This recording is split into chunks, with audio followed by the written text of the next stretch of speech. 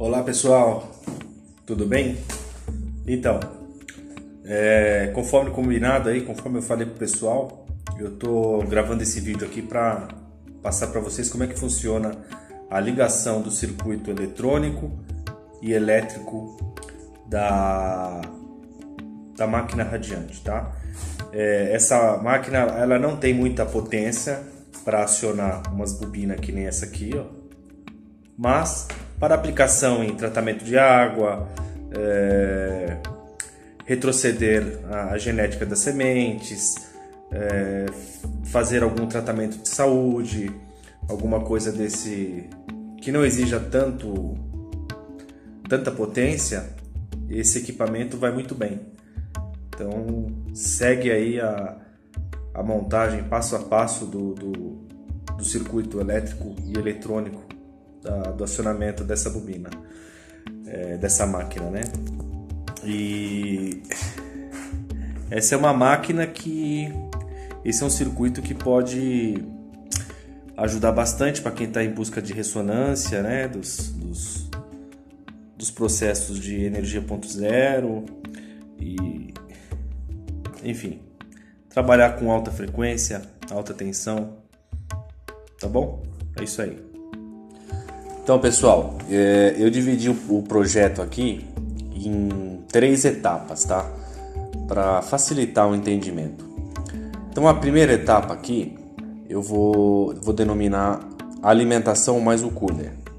A alimentação, a gente vem aqui com a fonte de alimentação 110 e 220, né? Que é da tomada, que é essa primeira etapa aqui.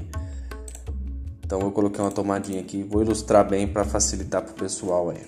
Saindo da tomada, a gente vai ligar primeiro o cooler, tá? O cooler ele vai fazer a refrigeração do sistema, do circuito ali, porque ele acaba aquecendo por conta da tensão, da corrente que passa ali, né? Tem que ter sempre um dissipador ali no transistor, então o cooler vai refrigerar esse sistema. Seguindo, um dos fios vai para a fonte de alimentação de 24 volts. Pode ser 12 volts também. Então, um fio alimenta a parte alternada da fonte, tá? Aí, o outro fio, ele vem e bifurca, tá? Uma parte desse fio vai ligar numa fonte de 5 volts. Dessa fonte de 5 volts, a outra parte que seria ligado no alternado aqui, na diferença de potencial seguinte, seria o neutro, eu vou fazer o quê? Eu vou aterrar ele no aterramento artificial que eu tenho que fazer para esse equipamento. Então tem que ser feito um aterramento artificial, não pode usar o aterramento da rede, porque o aterramento da rede está ligado no neutro e acaba dando interferência no circuito, tá? Então, uma fase alimenta uma parte da fonte, né?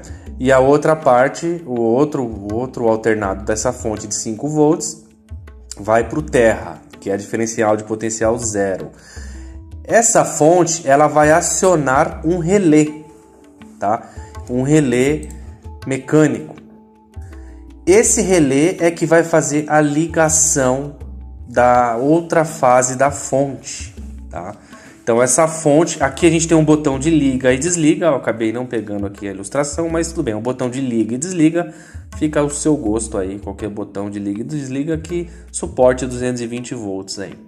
Então uma fase vai direto para a fonte, as duas fases ligam o cooler, a outra fase vem, liga a fonte de 5 volts, uma das pernas da fonte de 5 volts vai no terra, essa fonte aciona o relé que vai ser ligado à outra fase da fonte de 24 volts, beleza?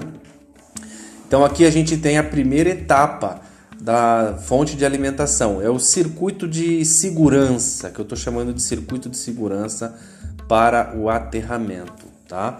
Aí agora a gente vai para outra parte, que é a etapa número 2, que é o controle da frequência. Então é como que a gente vai controlar a frequência desse circuito todo, né? Desse sistema todo aí. Queria aproveitar e pedir aí, né, para o pessoal que puder acessar aí, compartilhar, curtir, se inscrever. Parece que funciona quando a gente pede aí, quando o pessoal pede, enfim. No meu canal aí, né? Vamos lá. Então, seguindo o mesmo princípio padrão aqui da alimentação, 110, 220 entrou. Isso aqui é uma outra parte, tá? É um outro fio separado dessa alimentação aqui. Você liga diretamente numa outra fonte 5 volts. Essa fonte tem que ser separada, porque ela dá interferência se acabar usando a mesma fonte do circuito de segurança por aterramento. Então tem que ser uma fonte separada, tá?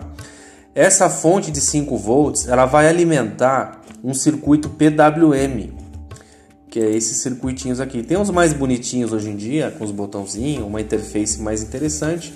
Então você pode usar qualquer um ao seu gosto aí. Esse circuito PWM, seguindo da fonte de 5 volts, a gente vai alimentar um optoacoplador aqui. Pode ser fotoacoplador ou optoacoplador, vai ao seu gosto também. Só que antes de alimentar, é legal a gente colocar um resistorzinho de 1K aqui.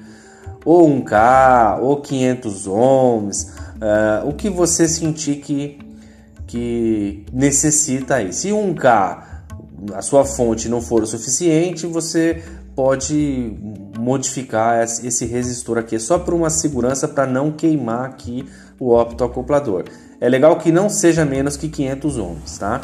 Então, seguindo o optoacoplador, a gente vai vamos pegar o que? Uma fase da fonte, né? Aqui a gente liga o optoacoplador. Nessa ponto com PWM aqui, nesse ponto com PWM, cada sinal, cada pulso do PWM, ele vai liberar uma chave aqui dentro. Então, aqui a gente tem ligado na fonte de 24 volts aqui, que já veio lá da etapa 1. Ela vem o sinal já ligado, ela entra aqui, passa por um resistor. Cadê o resistor? Passa por um resistor de 1K. Esse resistor de 1K, saindo dele, entra no optoacoplador, só que vai estar bloqueado, tá? Ele vai estar pausado no optoacoplador. Ele só vai liberar o sinal para o transistor quando receber o pulso do PWM aqui. Então o PWM pulsou, ele acende a iluminação ali e aí libera a passagem. Aí a energia vem do 24 volts, passa pelo optoacoplador, passa por um diodo aqui. Tem um diodo, um N4007, e entra na base do transistor.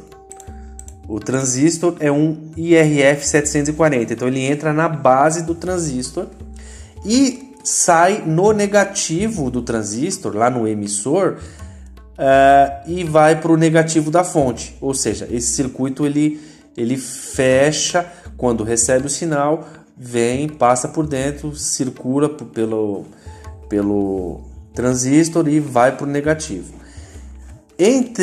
No transistor, entre a base e o emissor, a gente tem que colocar um resistor de 22K para descarregar mais rapidamente a tensão da energia que vai estar circulando aí.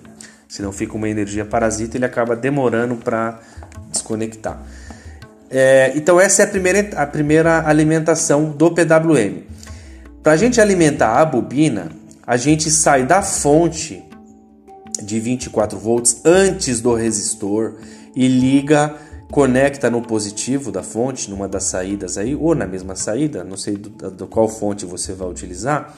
Ele sai daqui da fonte e alimenta o positivo da bobina de alta tensão. O positivo da base, não é a alta tensão, é o positivo que alimenta a bobina. O negativo da bobina vai sair e vai entrar no coletor, ou seja, ele vai estar parado. O sinal entra no positivo aqui, passa aqui, entra na bobina, a bobina sai o negativo, entra no transistor e fica parado aqui. Essa energia só vai circular do coletor para o emissor, para a fonte, quando receber um sinal PWM. Então, PWM pulsou, liberou o optoacoplador, que liberou o circuito entre a base e o emissor. Somente nesse momento é que o coletor libera a passagem do coletor para o emissor. Então, só quando recebe o sinal que a energia flui. Esse pulso da bobina só vai acontecer nesse momento. Então, essa é a segunda etapa, que é o controle da frequência. Você pode regular aqui. Funciona bem até uns 2.5 kHz essas bobinas. Dá para fazer com flyback também, tá? Dá para fazer com flyback, só que tem que ter um pouco mais de manha aí, tem que ficar estudando, depende do flyback, depende da quantidade do tamanho do flyback que você está utilizando, para saber a quantidade de fios, mas é possível fazer também. Então, essa é a segunda etapa. A terceira etapa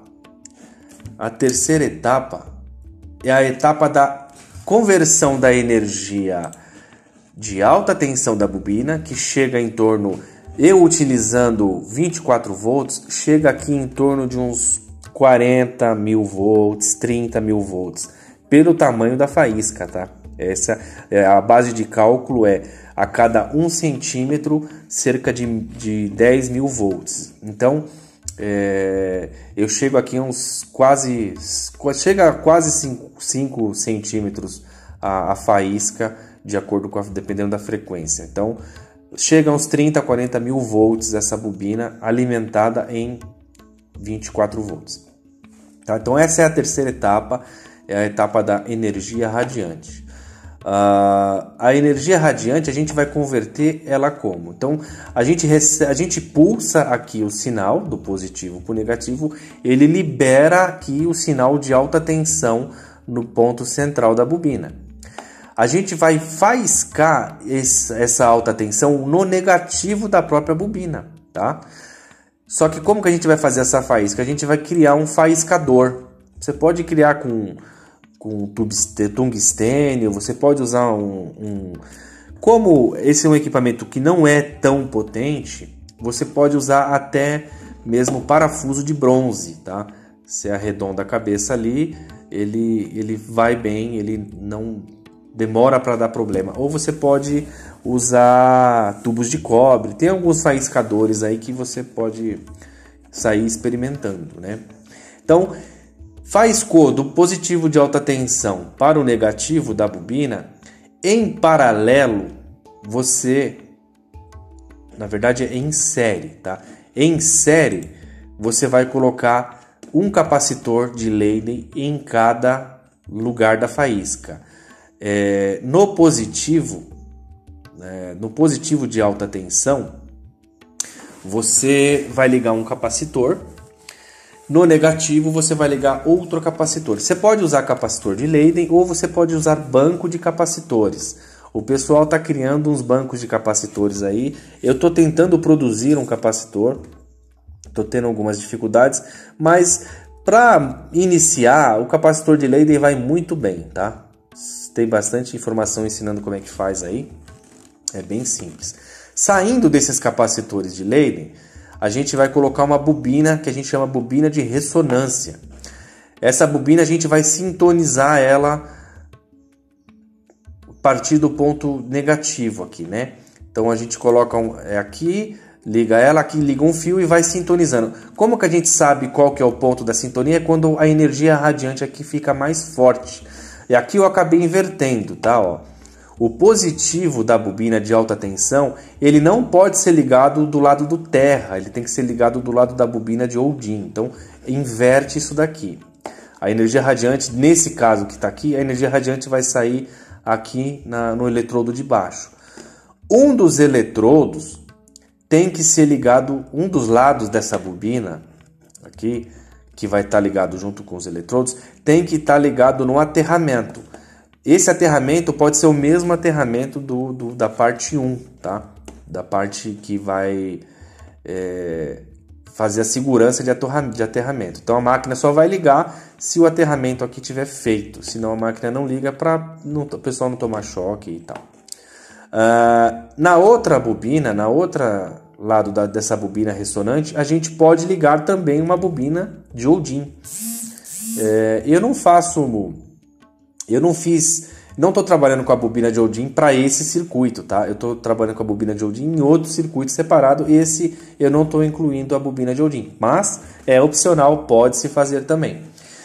Partindo daqui dessas duas extremidades da bobina ressonante, a gente já tem a energia radiante. Lembrando que o positivo da alta tensão não pode estar do lado do aterramento, tem que estar do outro lado, tá? Porque senão você já descarrega direto na Terra, você acaba não captando energia radiante. Então aqui nesse ponto, a gente já tem energia radiante, tá? Espero ter esclarecido todas as dúvidas aí. Qualquer dúvida adicional, pode entrar em contato pelos comentários que a gente tenta ajudar a rapaziada aí, tá? A ideia é que quanto mais gente possa produzir esses equipamentos, mais chance da gente poder levar essa energia para mais lugares nesse planeta que está precisando tanto. Valeu, pessoal!